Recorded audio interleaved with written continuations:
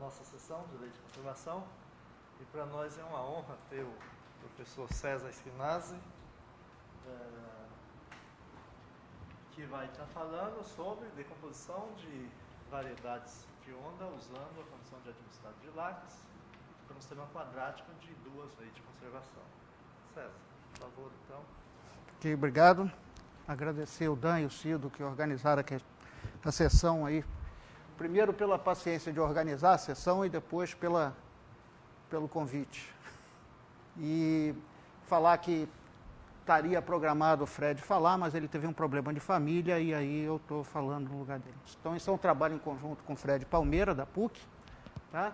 Nós vamos falar sobre esse coisa. Primeiro, eu vou ter que fazer umas revisões para fixar a notação. Tá?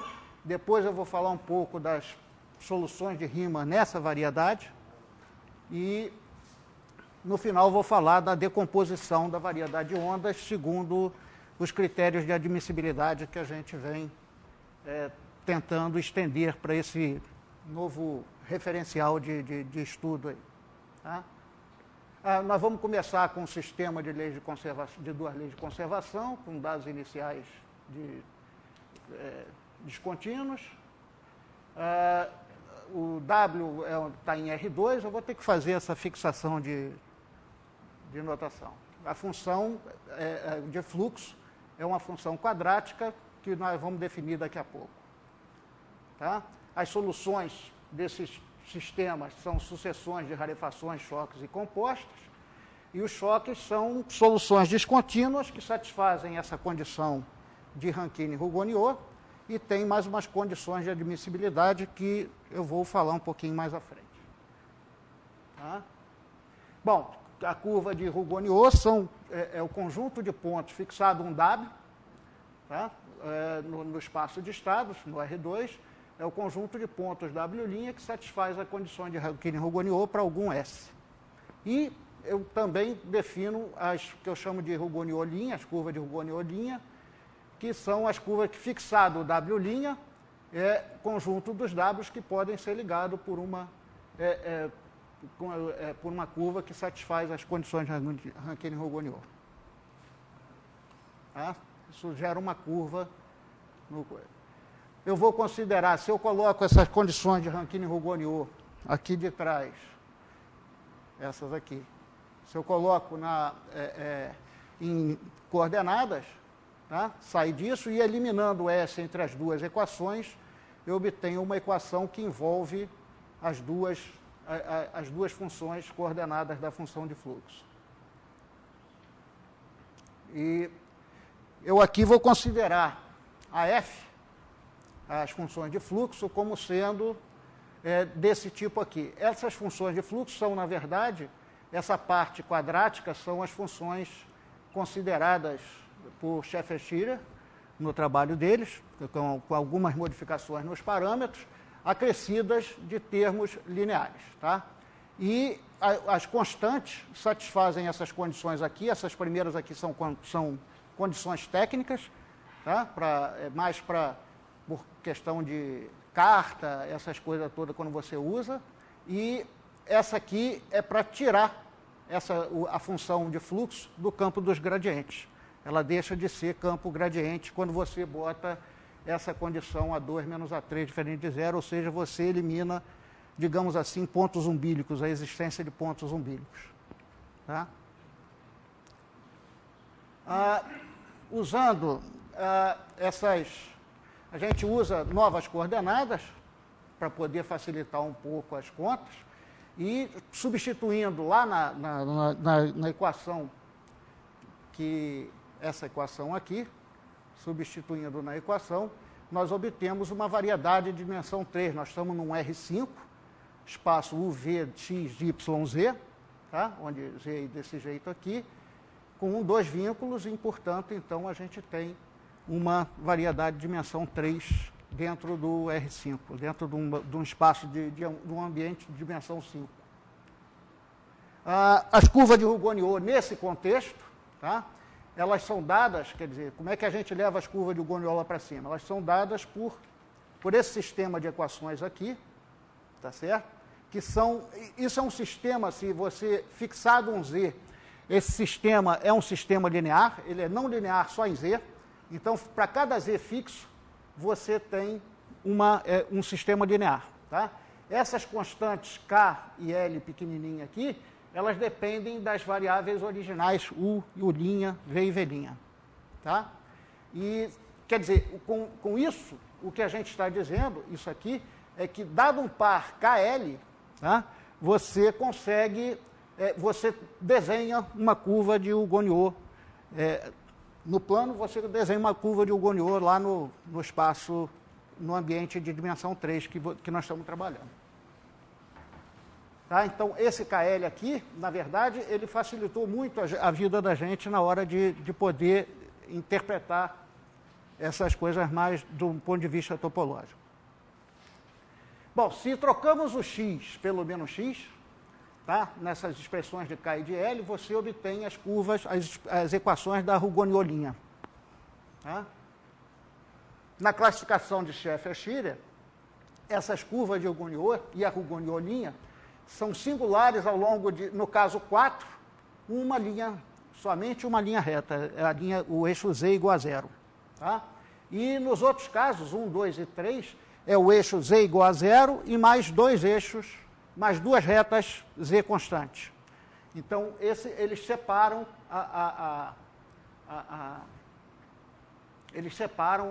as coisas. Quer dizer, em cada passo daquele lá do caso 4, você repete aqui, nesse caso aqui, são 3 cartas e vai se repetindo. Tá?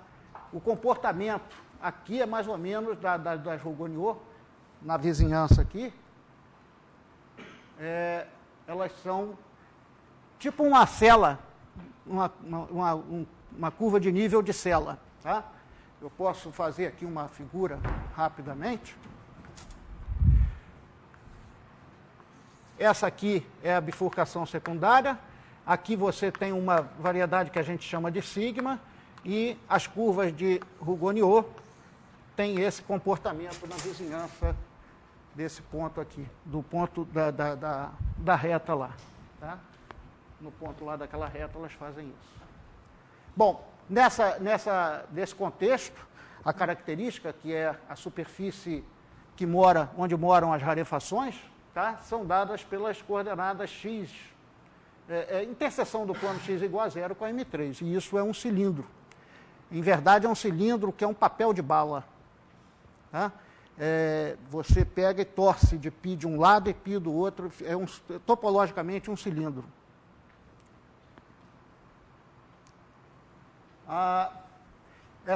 Tanto as curvas de Hugoniot quanto as curvas de Hugoniot-linha, elas são tangentes a essa superfície característica, que chamamos de característica C, ao longo de uma curva fechada E, que é a curva de coincidência.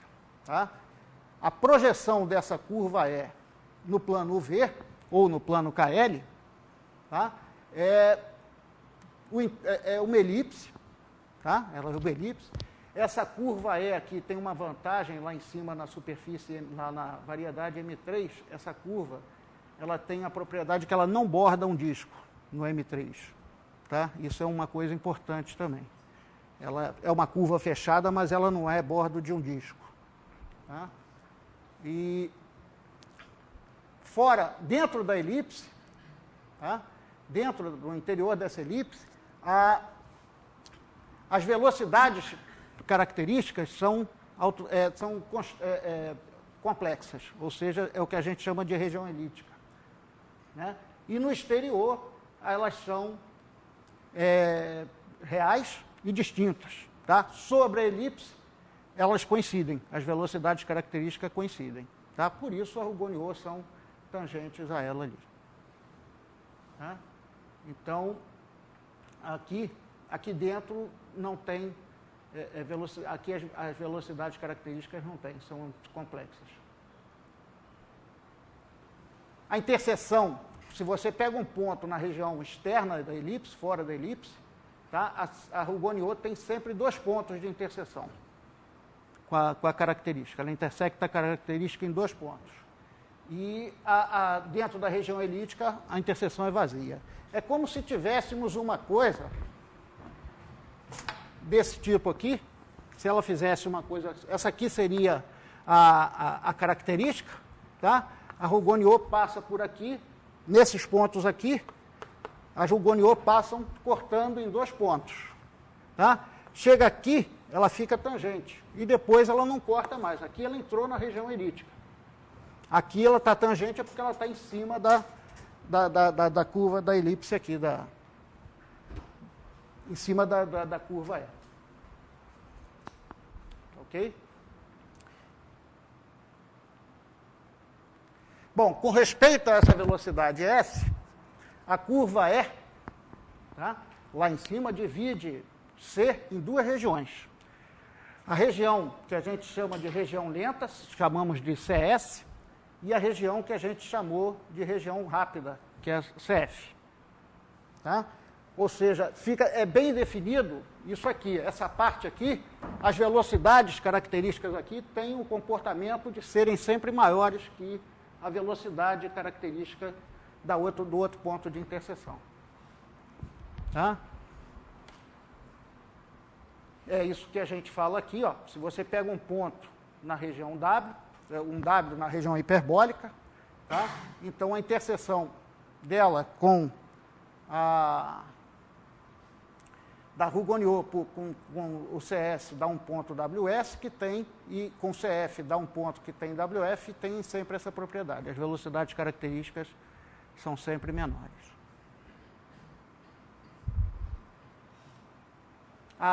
Nós definimos lá a superfície sônica como sendo o conjunto dos pontos onde a velocidade da curva de Rougon-Niot atinge um extremo. Eu não sei, vocês chamam isso de contato, qual é a linguagem? É sônica mesmo? Eu não... É contato, né?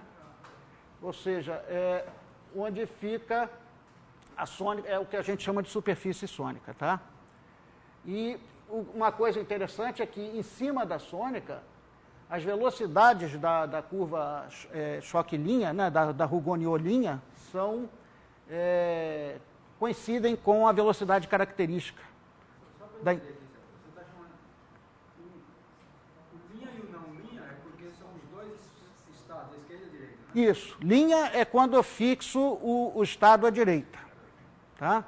E sem linha é fixado o estado à esquerda, tá?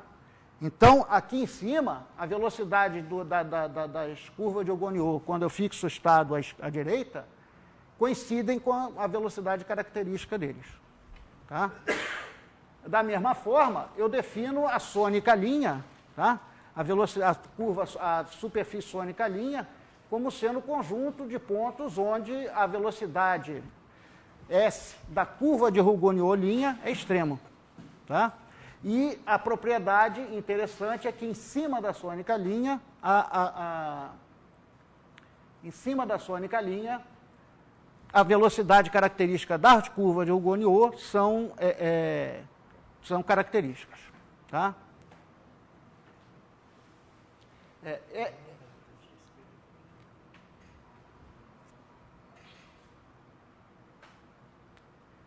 Essas duas curvas são cilindros, essas duas superfícies são cilindros lá na M3.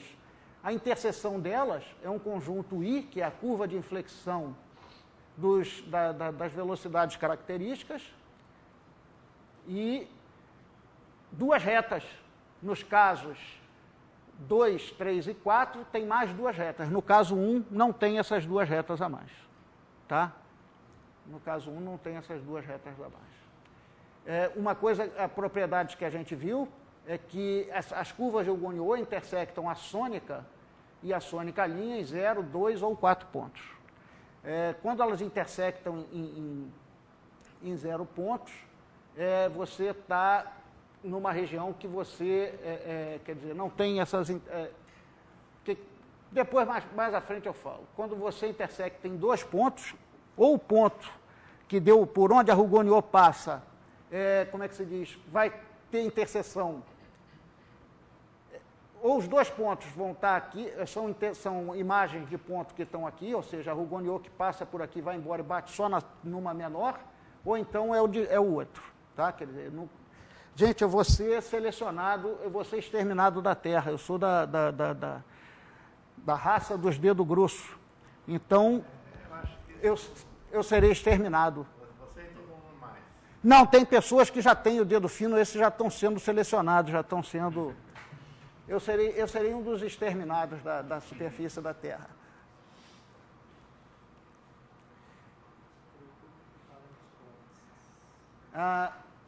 Bom, elas são tangentes, uma curva de Rougon-Io é tangente à sônica ao longo de uma curva que nós definimos como sendo, chamamos de dobra sônica.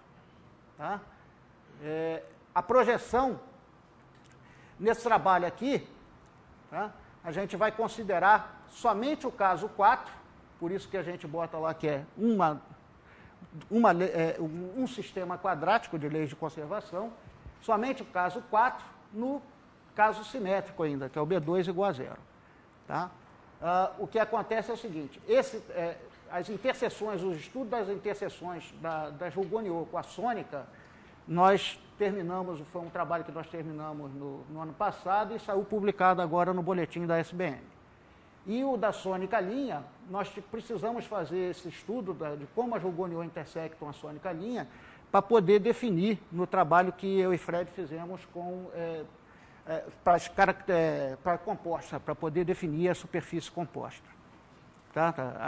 Como são as curvas compostas na M3. É um trabalho de 2002. Tá? Eu vou botar aqui como é que fica, como é que se diz, a sônica linha, as curvas de Rougon-Io também são tangentes à sônica linha, também ao longo de uma curva que nós chamamos de sônica linha, de dobra sônica linha. Tá? Então, agora, próximo, eu vou botar uma figura, que essa aqui é a projeção da sônica linha, da dobra sônica linha, no espaço KL. Tá? Aqui, no caso 4, o pedaço de coincidência é esse aqui, ó. É entre a tangência na parte de cima aqui. E mais as duas retas. As double sônicas são parte, as duplas sônicas são parte dessas coisas aqui. Aqui é a projeção, no caso 4, da dobra sônica. Tá? Você vê que é tipo um fólio de Descartes, é uma superfície cúbica. Tá? Essa reta aqui, ela é, além de ser assíntota da curva, ela é a bifurcação secundária. Tá? Então, ela divide aqui, não por ser assíntota, ela divide regiões aqui por ser a bifurcação secundária. Ela divide, está vendo? Essa curva divide o espaço KL em quatro regiões. Aqui e aqui, ela tem são dois pontos de interseção. Aqui no meio não intersecta, pontos aqui no meio não intersectam, Rougon-Io por pontos aqui no meio não intersectam, e Rougon-Io por pontos aqui intersectam a sônica 4 vezes. Tá? Se você faz o B2 diferente de 0, o que acontece é que essa reta assíntota descola da bifurcação secundária. Tá? E isso deve dar um probleminha a mais aí para frente. Tá? B2 diferente de 0 tem autovalores complexos? Não tem autovalores complexos, não. Quadrático tem também autovalores? Tem, mas aquelas duas constantes que nós fizemos aquela condição das duas constantes serem diferentes, tá? Tira do campo gradiente, aí você tira do caso de gradiente, tira do caso de ponto umbigo. Tá? Aqui é como fica o espaço KL quando você junta todas as informações, tá? Porque essa curva verde aqui é aquela elipse que eu mostrei primeiro. Aqui estão as duas. Se você não usar o polegar, assim, Eu estou usando o polegar. eu sugerindo você usar o mindinho. Não adianta. Não adianta. Não. Eu vou ser exterminado. Então, vou tentar usar isso aqui. Então, o que acontece é que a curva fica desse jeito aqui. Quer dizer, o espaço fica dividido desse jeito aqui. Né? Bom, Agora nós vamos começar a falar um pouquinho das soluções de Riemann nessa variedade. O primeiro trabalho que nós fizemos, tá? Os primeiros trabalhos, tanto do Fred, de 88, que está em Santiago de Compostela, quanto o estudo das curvas de Rougonniot, feito por Dan e Fred mais à frente, quanto de composta, que foi em colaboração com o Fred, não levaram em consideração algumas coisas importantes, tipo condições de admissibilidade e coisas. Embora tenhamos levado em consideração coisas tipo dobra, inflexão, essas coisas foram estudadas, mas as coisas relevantes para uma solução de problema de Riemann não foram consideradas. Então, em um trabalho conjunto com o Fred Palmeira, o Dan Marquezinho, o Arthur Azevedo, nós construímos as primeiras soluções locais. Aí a construção foi obtida estendendo para M3 a construção de Liu. Tá? Lá, depois que estendida a condição de admissibilidade de Liu também, nós podemos definir uns choques locais e 2 choques locais reversos. Tá? Os choques locais são os choques que começam ou terminam na característica lenta, aqui embaixo, digamos. Eu estou chamando de lenta que está aqui embaixo, mas pode ser em cima ou embaixo. Eu vou chamar de lenta que está aqui embaixo. Tá? Então, esses choques são choques que seriam para baixo. Tá? O choque local é porque começa na característica lenta. E aqui, o que a gente mostra, um dos resultados que a gente tem, é que a condição de admissibilidade de Liu, nesse caso aqui, implica nas desigualdades de Lax, por toda a curva de choque. Isso porque quando a gente...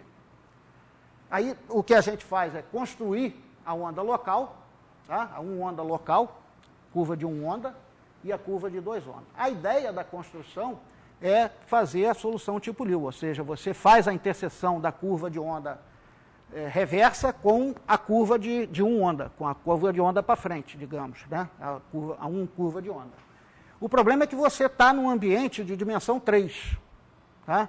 Então, eu posso pegar um estado aqui, e a curva de onda que começa daqui para trás, reversa, não atinge essa curva aqui. Então, para superar essa dificuldade, nós introduzimos uma superfície bidimensional dentro da M3, que é o que a gente chamou de superfície intermediária. Essa superfície, ela faz o seguinte, deixa eu só dar uma ideia aqui, eu tentei colocar a figura, mas essa figura eu não consegui pegar, as outras todas eu consegui pegar, mas essa estava no nosso trabalho e eu não consegui buscar, no coisa eu não consegui buscar. Suponha que você tem a curva de onda aqui, tá? Então o que a gente faz é o seguinte, por cada ponto, aqui vamos dizer um pedaço de composta 1, rarefação 1 e choque 1, tá? Então, por cada ponto dessa curva aqui, eu pego a curva Rougonniot-linha. Por cada ponto desse pedaço aqui, eu pego a Rougonniot-linha. Tá? E o que eu faço agora, faço o mesmo com a curva reversa, com a curva de onda reversa. E olha a interseção dessas duas superfícies, no espaço de dimensão 3.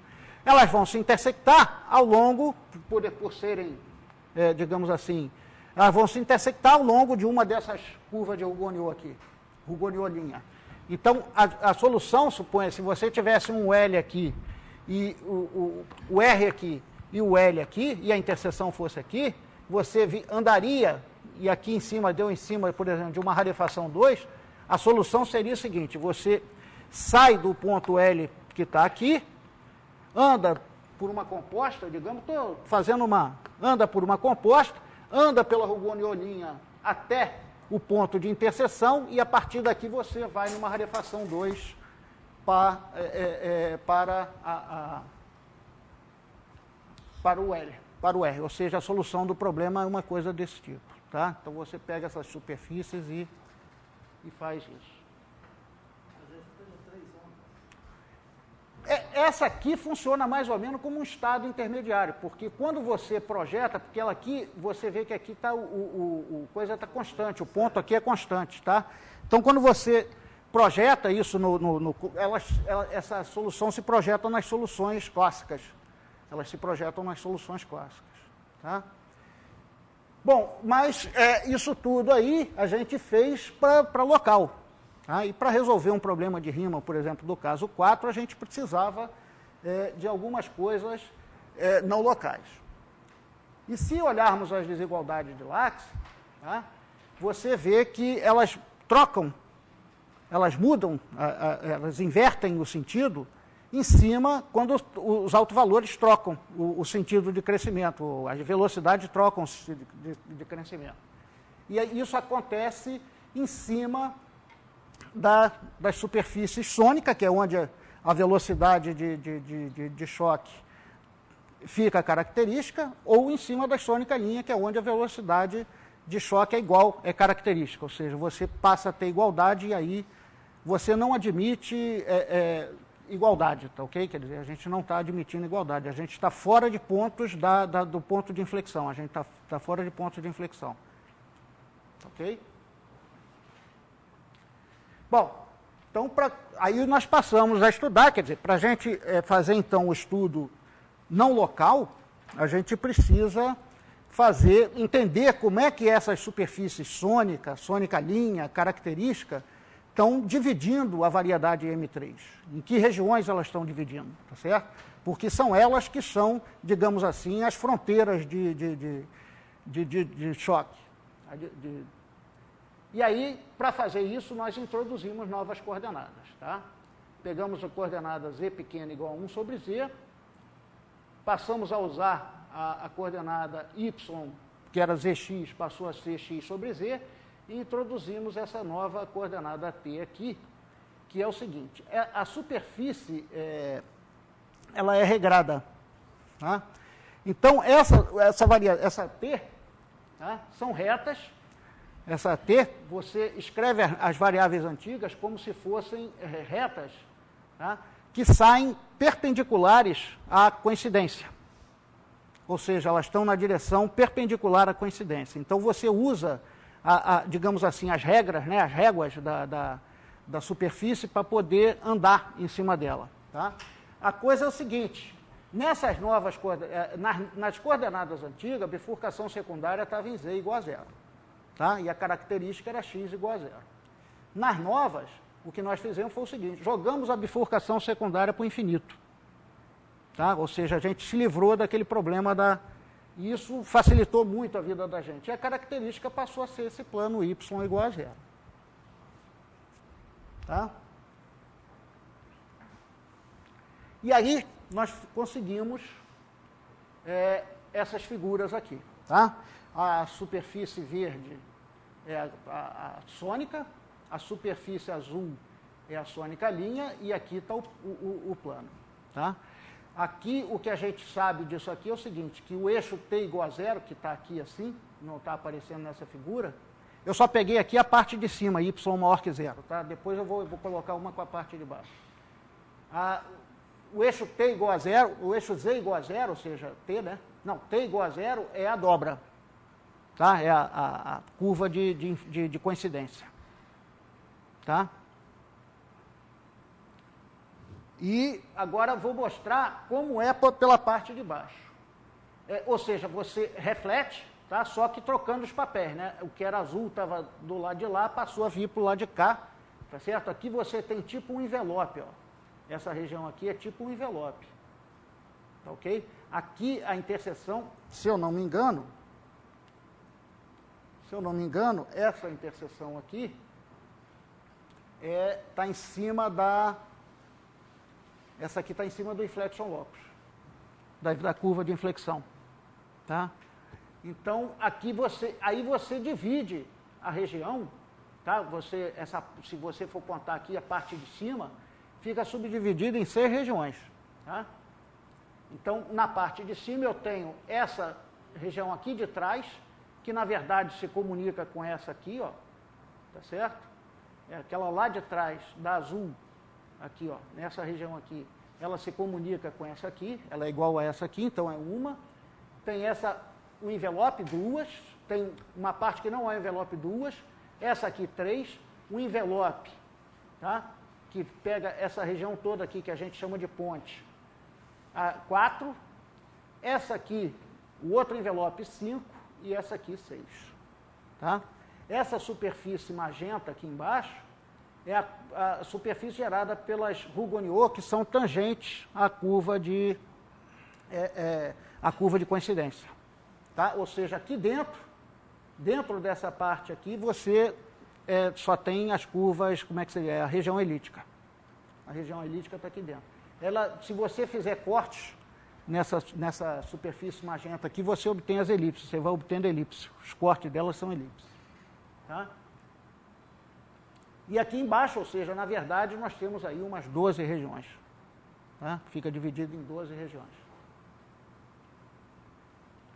Isso aqui é um corte que eu fiz no y igual a 4, tá? No nível y igual a 4, eu cortei e para ver como é que a gente pega os pontos. Quer dizer, o nosso objetivo agora é o seguinte: pegue um ponto pegue um ponto aqui numa região dessas aqui, tá? Como é que são as curvas de Rougon-Niaux que passam por pontos que estão nessa região?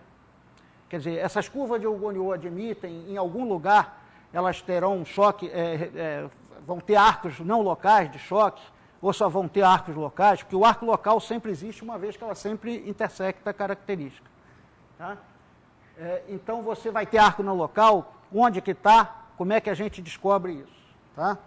Então, para isso, o que a gente fez foi o seguinte: a gente sabe que essas coisas aqui, essa parte aqui, ó, e essa aqui são a mesma, na verdade, porque elas estão por baixo da ponte.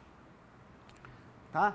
Então, se você pega um ponto aqui, e aí é numérico, essa parte a gente não conseguiu fazer ainda genérica, tá? Mas não tem jeito de vocês bater, como é que se diz, verificar a velocidade sem ter a velocidade na mão, fazer comparação, vai ficar um trabalho, coisa.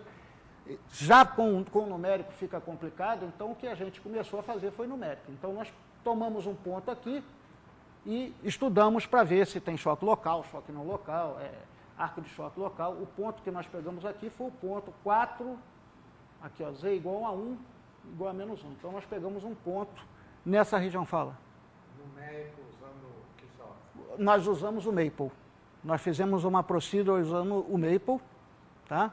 E é confiável, de fato é confiável. A gente tem uma procedure usando o Maple, e mesmo que antes dessa procedure a gente sofria bastante para fazer, porque são cerca de... a parte que eu tenho antes do software, antes da procedure, eu dava 200 entradas no Maple para poder descobrir se tinha arco local ou não local. Tá? Era um arquivo que eu dava 200, pode falar. Também, como se sabe onde são as fronteiras, ao fazer numericamente... Exato. Não muda, né? Não muda nada. Se encontrar um ponto, exatamente. logicamente não haja dúvidas. Exatamente.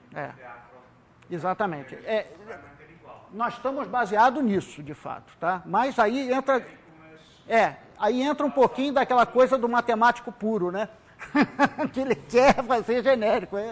Mas não é possível, de fato, a gente já concluiu que não é possível. Então, para esse ponto que a gente pegou aí, tá? Nós temos a seguinte coisa. A curva de choque, a curva de Rougon-Niaux vem do menos infinito e primeiro ela intersecta o CS, tá? Ela intersecta a característica lenta. O que está em negrito aqui é como é que se diz? É o choque bom, tá?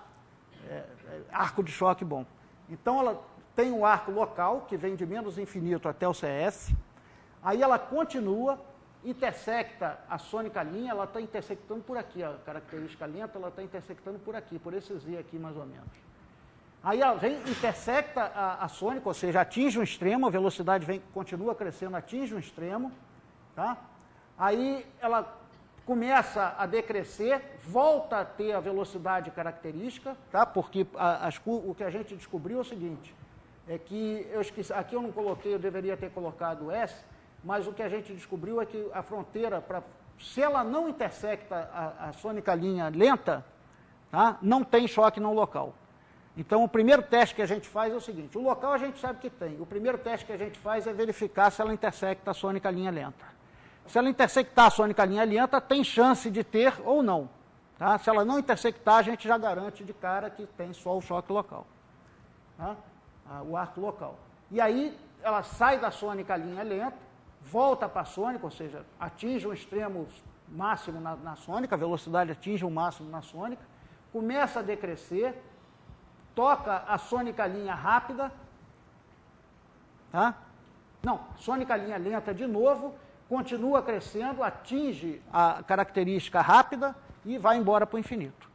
Tá? Então, a gente sabe que uma curva que passa por pontos nessa região aqui, tá? No nível y igual a 4, na verdade, até chegar no nível da ponte, isso aqui é frequente. Tá? Esse tipo de comportamento aqui é frequente. Tem um arco lento e tem um arco local, tá? E tem um arco não local. Nesse jeito aqui. Ok?